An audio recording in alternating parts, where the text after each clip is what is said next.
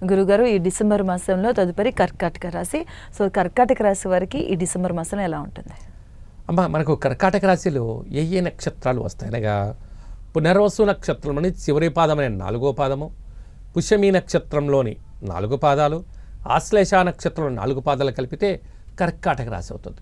చాలామందికి పుట్టినటువంటి కాల సమయంలో డేట్ ఆఫ్ బర్త్లో లేనటువంటి కారణం వలన పేరు యొక్క మొదటి అక్షరాన్ని అనుసరిస్తూ ఆ రాశిని తెలుసుకునే ప్రయత్నం చేద్దాం.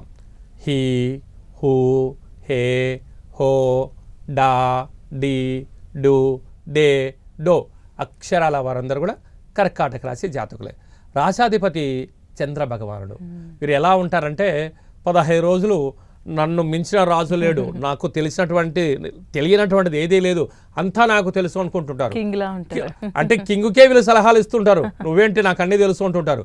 ఆ రాజు ఏంట్రబ్బాయి నెట్వర్క్ చాలా బాగున్నాడు కదా, ఈరోజు ఇలా ఉన్నాడు.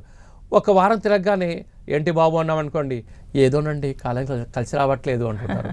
కారణం ఏమిటనగా వీరికి విశేషంగా ఏడాది తర్వాత పంచమ స్థానంలో రవి కుజ సంచార స్థితి అక్కడ ఉండడం వలన వీరి యొక్క పరిస్థితి ఏంటంటే ఎప్పుడు ఎలా ఉంటారో వాళ్ళను అంచనా వేయడం కూడా చాలా కష్టం. వారు ఎప్పుడు అదృష్టవంతులో ఎప్పుడు బాధతో ఉంటారో కూడా వీళ్ళని అర్థం చేసుకోవడం కూడా చాలా కష్టం. అంటే మనకు వచ్చిన సామెత ఉంటుంది, ఒకప్పట్లో రాజకీయాలలో చతురత తిప్పినటువంటి ఎల్కే అద్వానీ గారు, మన మాజీ ముఖ్యమంత్రి వర్యులు అయినటువంటి కేసీఆర్ సార్ గారు, వీరిని నాడి పట్టుకోవడం చాలా కష్టం. అంటే ఎప్పుడు ఎలాంటి దానినైనా వాళ్ళకి అనుకూలంగా మార్చుకోగలరు. తేడా వచ్చిందనుకో ఏంటయా అని అలా కొట్టేసుకొని వెళ్ళిపోతూ ఉంటారు. అంతటి వారు ఈ యొక్క కర్కాటక రాశి జాతకులు. అష్టమంలో రాహు ఉండడం వల్ల నరాల బలహీనత, అసలు ఇది చలికాలం అవడం వలన బ్రెయిన్ స్ట్రోకు, వాహన ప్రమాదాలు, జలగండాలు పొంచి ఉన్నాయి. ఎలక్ట్రానిక్ వస్తువులతో చాలా జాగ్రత్తగా ఉండాలి. అంటే మన హీటర్లని కొన్ని ఐరన్ బాక్స్లను వాడుతూ ఉంటాం, చాలా జాగ్రత్తగా ఉండాలి. దయచేసి చిన్నపిల్లలు స్టవ్ దగ్గరికి దూరంగా ఉంచుకొని తినాలి.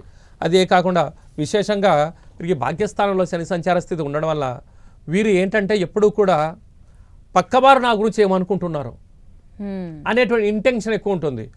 అది అనుకోవడంలో తప్పలేదు, కానీ సంసారం గుట్టు వ్యాధి రట్టు అన్నట్టుగా కొన్నిటిని మీరు మౌనంగా వింటూ కొన్ని చూసి చూడనట్టు వెళ్ళగలిగితేనే మీరు ఆనందకరమైన జీవితాన్ని పొందుతారు.